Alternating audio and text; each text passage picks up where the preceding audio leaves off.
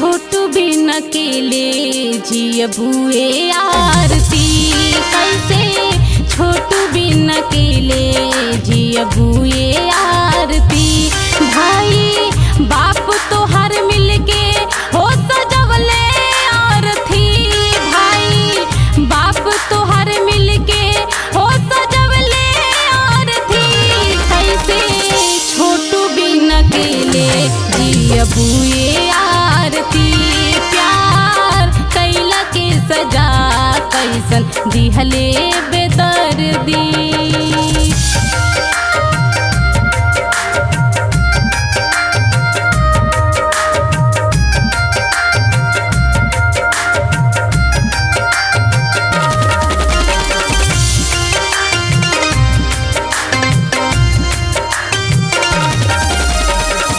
समझे न पैलू काहे भाभी के खेला, अपना दीवाना के बोलावलू अकेला।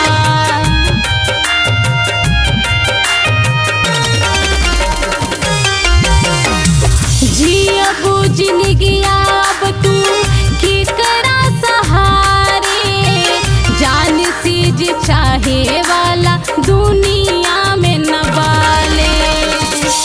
तू ता घर में बुला के कैलू भारी गलती, तू ता घर में बुला के कैलू भारी गलती। कैसे छोटू बिन अकेले जियबुए आरती, प्यार कैला के सजा कैसन दिहले बेदर्दी।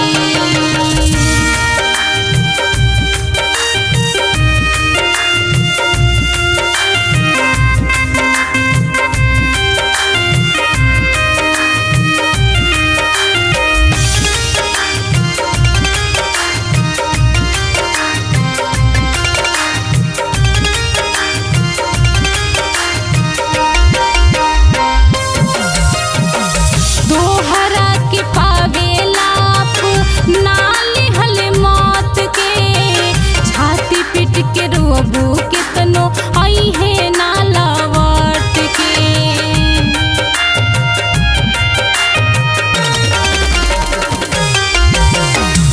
भोरे भोरे केकरा के अब फोनवा लगैबू, दिलवा के बात आरती केकरा के बतैबू। तुहरा दुआरे पे जान मार गईले तड़पी, तुहरा दुआरे पे जान मार गईले तड़पी। कैसे छोटू बिन अकेले जियबुए आरती, प्यार कैला के सजा कैसन दिहले बेदर्दी।